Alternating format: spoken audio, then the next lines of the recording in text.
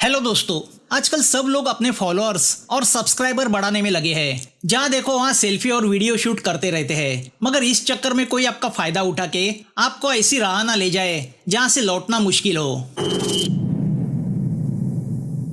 Thailand Phuket, जहां हर रात नशीली और मस्ती भरी होती है। दुनिया भर के सैलानी वहां जिंदगी को एंजॉय करने आते हैं। वही के एक नाइट क्लब में वो दो लड़कियां जिंदगी का लुत्फ उठा रही होती है। उसमें से एक है क्लोई, जिसके फेम नाम के सोशल मीडिया ऐप पे 2 मिलियन के ऊपर फॉलोअर्स है, तो दूसरी है जेन, जिसके फेम पे 1 मिलियन के ऊपर फॉलोअर्स है। दोनों की हाल ही में दोस्ती हुई है। तभी क्लोई को किसी का मैसेज आता है कि किसी लग्जरी यॉट पे उसका इंतजार हो रहा है। रात को 1 बजे क्लोई को कहीं जाता देख जेन उससे पूछती है, तो क्लोई बताती है कि वो उसके स्पॉन्सरर से मिलने जा रही है। तो जेन भी उसके साथ जाने में इंटरेस्ट दिखाती है। क्लोई किसी को मैसेज करके बताती है कि वो उसके साथ उसके एक दोस्त को लेके आ रही है। दोनों कार में बैठ के यॉट की तरफ निकलती है, मगर वहां जाने के बाद जेन को अपनी गलती का एहसास होता है और उस रात के बाद से जेन लापता है। अब अमेरिका के डैकोटा सिटी के एक रैंच में घोड़े पे सवार करीसा हमें दिखाई देती है। उसका भी फेम ऐप पे अकाउंट है और उसके फॉलोअर्स है सिर्फ 1400। उसकी छोटी सिस्टर शॉर्लेट के 6000 फॉलोअर्स है। अब फॉलोअर्स ज्यादा है तो शॉर्लेट फोटो खींचने के पार्ट अपनी बड़ी सिस्टर को देती है। उनके डैडी जोसेफ ही उनकी परवरिश कर रहे हैं, क्योंकि करीसा की माँ की मौत हो चुकी है। खाने के टेबल पे जोसेफ अपनी दोनों बेटियों से कहता है कि उसके ऊपर 400,000 का कर्जा है, तो उसने किसी वेयर हाउस में जॉब करने का फैसला किया है, जिससे करीसा गिल्ट फील करती है कि वो उसकी फैमिली के लिए कुछ नहीं कर पा रही। तो वो जोसेफ से कहती है कि वो कोई जॉब कर लेगी, मगर इतना बड़ा कर्जा छोटी नौकरी से थोड़ी चुकता होने वाला है। रात को करीसा जॉब पोर्टल पे जॉब ढूंढने की कोशिश करती है, मगर सभी जगह कम सैलरी देख के वो डिप्रेस हो जाती है। करीसा ने अपलोड किए फोटो को 700 लाइक्स मिले हैं। तो अब शॉर्लेट उसे आइडिया बताती है कि फेम पे जो टॉप का इन्फ्लुएंसर है उसका अपने हैशटैग पे नाम डालो। तो वो जैक मेयर का नाम ऐड करती है, जिसके 20 मिलियन के ऊपर फॉलोअर्स है। करीसा उसे फॉलो भी करने लगती है। शॉर्लेट करीसा से कहती है कि अगर तुम्हारे भी मिलियन फॉलोअर्स हो जाएंगे तो तुम्हें भी स्पॉन्सरर्स मिलेंगे, ब्रांड के साथ कोलैबोरेशन हो जाएगा, तो डैडी को वेयर हाउस काम करने की जरूरत नहीं पड़ेगी। तो अब करीसा फेम पे इस जैक के फोटोज को देखती है, जो काफी हैंडसम है। पहली नजर में करीसा का उस पे दिल आ जाता है। दूसरे दिन जब वो मोबाइल देखती है तो उसके 7000 के ऊपर फॉलोअर्स हो चुके हैं, जिससे वो सरप्राइज होती है कि एक ही रात में ये चमत्कार कैसे हुआ। तो पता चलता है जैक भी उसे फॉलो करने लगा है। जैक ने करीसा के फोटोज की तारीफ की होती है। उसने उसे कोलैबोरेशन के लिए पूछा होता है। करीसा को और क्या चाहिए, मगर स्पॉन्सरशिप इवेंट थाईलैंड में है। जैक उसे मैसेज करता है कि स्पॉन्सर्स उसके थाईलैंड आने का और रहने का इंतजाम करेंगे। करीसा एक खुशखबरी अपने डैडी जोसेफ को देती है, मगर अकेली जवान लड़की को वो इतने दूर थाईलैंड भेजने को तैयार नहीं। करीसा उनसे कहती है कि अगर उसे स्पॉन्सरर्स मिले तो वो उनका कर्जा चुकता करेगी, उन्हें घटिया नौकरी करने की जरूरत नहीं। जोसेफ को वो स्कैम लगता है। करीसा जोसेफ से कहती है कि वो उसकी लड़की पे विश्वास रखे। उसका इंट्यूशन कह रहा है कि कुछ अच्छा ही होगा। जोसेफ बेटी का दिल तोड़ना नहीं चाहता, तो वो परमिशन देता है। अब करीसा जैक के प्रपोजल को एक्सेप्ट करती है। दूसरे दिन जैक करीसा को पिकअप करने लिमोजिन भेजता है। जोसेफ करीसा से कहता है कि वो उसे कॉल करती रहे। करीसा प्लेन से थाईलैंड पहुंचती है। एयरपोर्ट पे ही जेन के मिसिंग पोस्टर दिखाई देते हैं। एयरपोर्ट पे उसकी मुलाकात जेनर और किमी से होती है। वो भी फेम स्पॉन्सरशिप इवेंट में हिस्सा लेने आए हैं। मायामी उन्हें पिकअप करने आया है। सिटी से दूर वो एक विला पहुंचते हैं, जहां उनके जैसे ही और भी कई लोग आए होते हैं। आसपास की खूबसूरती को देख के करीसा फोटो निकालने जाती है, तो फियोना उसे मना करती है, जो उस विला की ओनर है और इस इवेंट की बिजनेस मैनेजर। तभी हैंडसम जैक आके अपने आप को इंट्रोड्यूस करता है। जैक इस इवेंट कंपनी का ब्रांड एम्बेसडर है। वो सभी से कहता है कि चूंकि इवेंट सीक्रेटली होने वाला है, तो बिना हमारे स्कैनिंग के मोबाइल यूज करना मना है। स्कैनिंग के बाद उन्हें उनके मोबाइल वापस किए जाएंगे। ये इवेंट एक वोडका कंपनी स्पॉन्सर कर रही है। जैक कहता है कि इवेंट से जिन लोगों को चुना जाएगा उन्हें स्पॉन्सरशिप मिलेगी। तो अब सभी के फोन जब्त किए जाते हैं। सबके हाथ में एक बैंड बांधा जाता है जो उनका लोकेशन बताता रहेगा। जैक करीसा से कहता है कि वो भी अमेरिका से है। करीसा माहौल देख के थोड़ी डिस्टर्ब होती है, तो मायामी उसे दिलासा देता है कि उसके जरूर 1 मिलियन के ऊपर फॉलोअर्स होंगे। एक हफ्ते में उसकी तकदीर बदल जाएगी। सबको एक्सपेंसिव गिफ्ट दिए जाते हैं। फेम ऐप की 4 कैटेगरीज है: टेस्ट, लाइफस्टाइल, पंप और स्किन। टेस्ट में फैशन, फूड, डिजाइन है। लाइफस्टाइल में ट्रैवल, म्यूजिक, एडवेंचर है। पंप में फिटनेस, न्यूट्रिशन, स्पोर्ट्स है। और स्किन में बोल्डनेस, ग्लैमर, ब्यूटी है। स्किन सबसे डिमांडिंग कैटेगरी है। करीसा जैक से कहती है कि मैं सिर्फ तुम पे विश्वास रख के इतनी दूर आई हूँ, अपने फैमिली को सपोर्ट करने यहाँ आई हूँ। मुझे $400,000 की जरूरत है, मगर उसके लिए मैं कुछ भी गंदा काम नहीं कर सकती। जैक उसे दिलासा देता है कि स्पॉन्सरशिप मिलते ही उसका कर्जा चुकता हो जाएगा, मगर इतनी बड़ी अमाउंट हासिल करने के लिए उसके 1 मिलियन फॉलोअर्स होने जरूरी है और इस काम में वो उसकी मदद करेगा। अब सबको उनके फोन वापस किए जाते हैं, मगर उसमें एक ऐप डाला गया है जिससे फोन के अंदर के डेटा को एक्सेस किया जा सके। जैक सभी कंटेस्टेंट से कहता है उन्हें अपनी सेल्फीज निकालनी है, वो जितनी बोल्ड होगी उतनी स्पॉन्सरर्स का दिल जीतेगी और कोई भी बिना परमिशन के ओल्ड टाउन नहीं जाएगा। करीसा ने अपनी जिंदगी में कभी समुंदर नहीं देखा तो वो एक्साइट होती है। वो अपनी सेल्फी निकाल के अपलोड करती है। जैक उससे दोस्ती करने की कोशिश करता है। वो करीसा के साथ सेल्फी निकाल के उससे कहता है कि मेरे 20 मिलियन फॉलोअर्स में से कुछ अब तुम्हें फॉलो करने लगेंगे। रात को डिनर के पहले फियोना सबसे कहती है कि हर बात पे फोटो और सेल्फी निकालने की आदत रखो। सब फूड की फोटो निकाल के उसे अपलोड करते हैं। डिनर के बाद सब पार्टी एंजॉय करने फुकेट के नाइट क्लब जाते हैं। सही कंटेस्टेंट को चुनने का काम फियोना को करना है। वो सब के अपलोड किए जाने वाले फोटो पे नजर रखे हुए है, तो वो सब कैंडिडेट के फोन को एक्सेस करके कौन से फोटो को रखना है और किसको डिलीट करना है ये फियोना डिसाइड करती है। सब लोग अपने फॉलोअर्स बढ़ाने में लगे हैं। नशे के उस माहौल में करीसा कुछ ज्यादा ही शराब पी लेती है। कुछ लोकल गुंडे करीसा पे नजर रखे हुए हैं। फियोना नोटिस करती है कि करीसा जैक के करीब जा रही है, जो बात उसे डिस्टर्ब करती है क्योंकि जैक फियोना का एक्स बॉयफ्रेंड रह चुका है।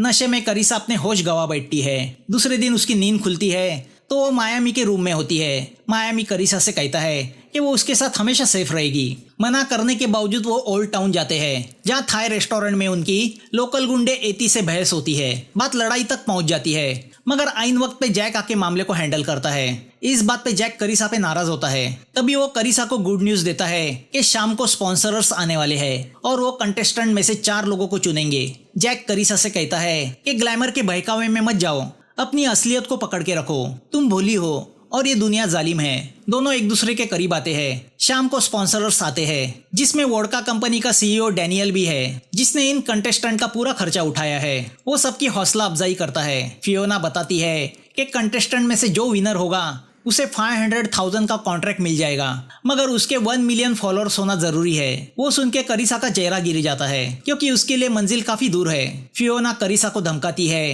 कि वो जैक से दूर रहे, वरना वो उसे वापस भेज देगी, फिर जिंदगी भर घोड़े घुमाते रहना। फियोना की बातों से करीसा डिप्रेस हो जाती है।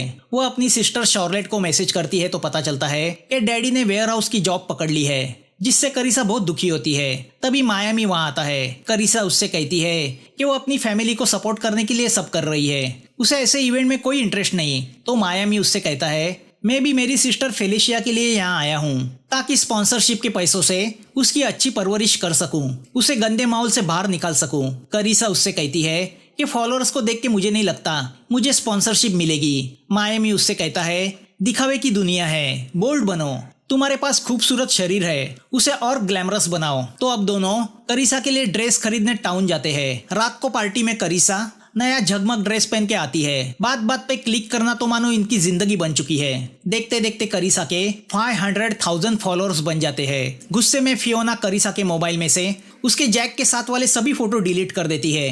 रात को जब करीसा अपना मोबाइल चेक करती है तो अंदर अपने फोटो ना देख के सरप्राइज होती है।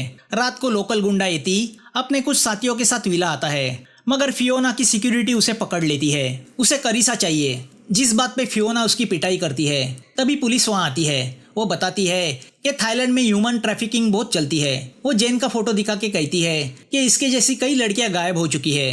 तभी वहां पे क्लोई आती है, जो जेन की दोस्त रह चुकी है। फियोना डरती है कि कहीं क्लोई मुंह ना खोल दे, मगर क्लोई पुलिस को जेन के बारे में कुछ नहीं बताती। दूसरे दिन जैक करीसा को चीयर अप करने के लिए सीक्रेट बीच लेके आता है। वो करीसा के करीब जाने की कोशिश करता है तो करीसा उससे कहती है कि मैंने आज तक ये कभी नहीं किया। उसकी बातें सुनकर जैक शॉक होता है। उसे एहसास होता है कि वो एक मासूम लड़की का फायदा उठा रहा है, उसे एक गंदी दुनिया में बर्बाद होने के लिए झोंक रहा है। वो करीसा से कहता है तुम मुझे जैसा समझ रही हो वैसा मैं नहीं हूँ। यहाँ क्लोई फियोना और डैनियल से कहती है कि उन्होंने जेन के साथ जो किया वो बहुत गलत किया। डैनियल उससे कहता है यही हमारा असली बिजनेस है, वो क्लोई को चुप रहने के लिए उसके अकाउंट में $100,000 ट्रांसफर करता है। तभी जैक आके डैनियल से कहता है कि वो इस गंदे धंधे का हिस्सा नहीं बनना चाहता, वो ये सब छोड़ के जा रहा है। डैनियल की बातों से पता चलता है कि उसने जेन को किसी कस्टमर को बेच दिया है। फेम ऐप के जरिए स्पॉन्सरशिप का लालच देके नए लड़के लड़कियों को फांसना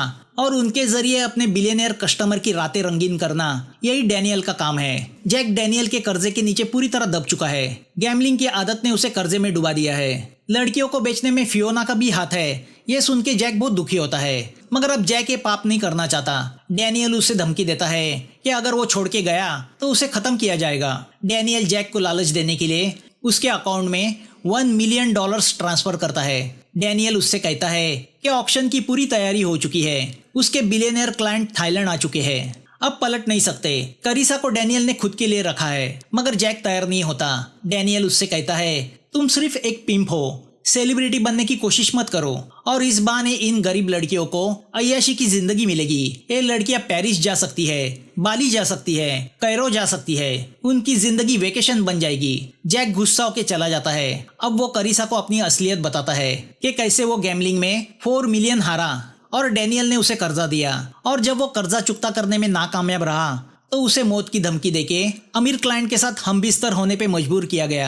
डैनियल अपने अमीर क्लाइंट के लिए लड़के लड़कियां सप्लाई करता है, जिसके लिए वो फेम ऐप इस्तेमाल करता है, क्योंकि इस धंधे में $1 मिलियन है। जो मना करता है उसे शूट किया जाता है। हम इन्फ्लुएंसर की आड़ में दलाली करते हैं, लड़के लड़कियों का दिल जीत के उन्हें यहाँ बुलाते हैं, पार्टियां देकर उन्हें खुश रखते हैं और स्पॉन्सरशिप के नाम पे उन्हें इन क्लाइंट के साथ हम बिस्तर होने पे मजबूर करते हैं। अमीरों की फैंटेसी पूरी होती है और हमें पैसे मिल जाते हैं।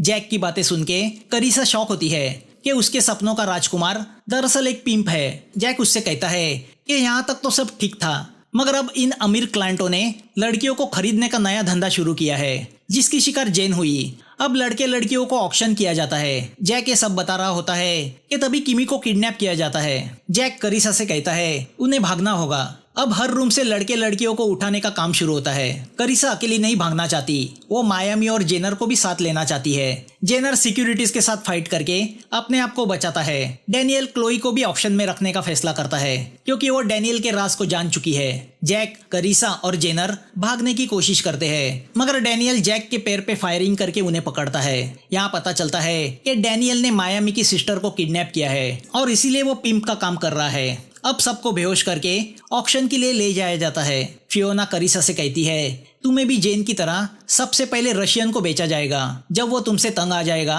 तो वो तुम्हें किसी अरब कंट्री में शेख को बेचेगा और उसी तरह आगे भी तुम्हारा सौदा होता रहेगा।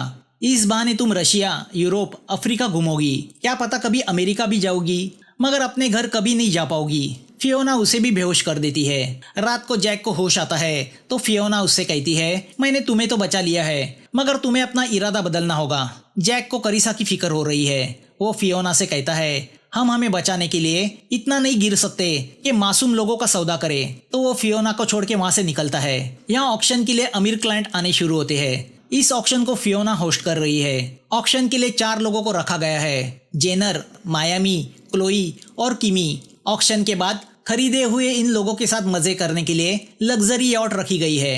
किमी का 3.2 मिलियन में सौदा होता है तो जेनर का 4 मिलियन में सौदा होता है। यहाँ यॉट पे करीसा को होश आता है। डैनियल आके करीसा से कहता है कि उसने उसे खुद के लिए बचा के रखा है। अब तक फियोना उसे खुश करती थी, अब वो उसकी हमबिस्तर बनेगी। तभी बोट से जैक यॉट पे पहुंचता है और डैनियल की सिक्योरिटीज को बेहोश करने लगता है। तभी सौदा किए गए उन 4 को भी यॉट पे लाया जाता है। उन्हें वेलकम करने डैनियल जाता है तो करीसा को बचाने जैक उसके रूम में आता है, मगर वो जैसे ही रूम से जाने मोड़ते हैं डैनियल वहां आता है। वो जैक को बेहोश करता है तो करीसा डैनियल को गन पॉइंट पे लेती है और उसे बेहोश करती है। अब वो गन लेके दूसरे रूम में फंसे मायामी को छुड़ाती है, जिस चक्कर में वो क्लाइंट पे गोली चलाती है। गोली की आवाज सुन के सिक्योरिटी उस रूम की तरफ भागती है। दोनों डेक पे आ जाते हैं, मगर मायामी नीचे बंदी लाइफ बोट को लेके अकेला भाग जाता है। करीसा उसे देखते रह जाती है। जिसे उसने छुड़ाया था वो मतलब ही निकला था। तो अब करीसा जैक के साथ मिलके जेनर को ढूंढती है। किमी और क्लोई को भी छुड़ाया जाता है, मगर लाइफ बोट के बगैर वो वहां से निकल नहीं सकते, जिसे मायामी लेके भागा है। वो डेक पे आते हैं तो डैनियल के लोग उन्हें पकड़ लेते हैं। तो करीसा डैनियल को गन पॉइंट पे लेती है। डैनियल उससे कहता है कि गन में सिर्फ 2 ही गोलियां थी, एक मैंने जैक पे चलाई थी और एक तुमने क्लाइंट पे चलाई थी। वो जैक से कहता है ये सब गड़बड़ी तुम्हारी वजह से हुई है। तो अब वो जैक को शूट करने मोड़ता है कि तभी वहाँ पे पुलिस आ जाती है। दरअसल मायामी भागा नहीं था, वो पुलिस को लेने गया था। डैनियल जैक से कहता है यहाँ की करप्ट पुलिस मुझे जेल नहीं रख पाएगी, मैं अपना बदला लेने वापस आऊंगा। मायामी पुलिस को बताता है कि जेन का सौदा किया गया था, पता नहीं अब वो दुनिया के किस कोने में है। जैक पुलिस से कहता है कि वो कोर्ट में डैनियल के खिलाफ गवाही देगा, वो उसके सब कॉन्टेक्ट जानता है। पुलिस बताती है कि फेम ऐप के जरिए ह्यूमन ट्रैफिकिंग का बहुत बड़ा रैकेट थाईलैंड से चलाया जा रहा था, जिन्हें आज जाके हम एक्सपोज करने में कामयाब हुए। करिसा कहती है मैं हमेशा समुंदर को देखने के लिए क्रेजी थी, मगर आज के बाद मैं कभी समुंदर को नहीं देखूंगी, मैं मेरा फार्म भी नहीं बचा पाऊंगी। जैक उससे कहता है फिक्र मत करो, मैंने तुम्हारे अकाउंट में 1 मिलियन डाले हैं जो मेरे है ही नहीं, मगर जरूरत पड़ी तो मुझे अपने फार्म पे जरूर कुछ छोटा मोटा काम दे देना। जेनर कहता है सिर्फ फॉलोअर्स के चक्कर में हम इस गंदे रैकेट में फंस गए, ये हमारे लिए एक बड़ी सीख है। करिसा शॉर्लेट को मैसेज करके बताती है कि वो घर लौट रही है। वो सबके साथ एक सेल्फी लेती है। 3 महीने गुजरते हैं। करिसा ने अपने डैडी का सब कर्जा चुकता किया है। मायामी ने अपनी सिस्टर को बचा लिया है। तो जेनर और किमी ने शादी की है। क्लोई राइटर बन गई है। तो जैक दुनिया की सफर करने निकला है। करिसा ने अपने 1 मिलियन में से अपना कर्जा चुका के बचे हुए पैसों को बाकी सब लोगों में बांट दिया है। तभी करिसा को फियोना का मैसेज आता है, जो पुलिस के चंगुल से भाग चुकी थी। वो करिसा से पूछती है कि क्या तुम ये जानना नहीं चाहोगी जेन कहाँ है। तो क्या अगले पार्ट में करिसा जेन को ढूंढेगी? मूवी यहाँ खत्म होती है। दोस्तों आप एक्सप्लेनेशन देखते हो मगर सब्सक्राइब नहीं करते, ये भी कोई बात हुई? बस एक बटन तो दबाना है, मगर उस एक बटन से हमारा बहुत सारा हौसला बढ़ जाता है। तो प्लीज सब्सक्राइब कीजिए। Thank you for watching. फिर मिलेंगे नए वीडियो के साथ। Bye and take care.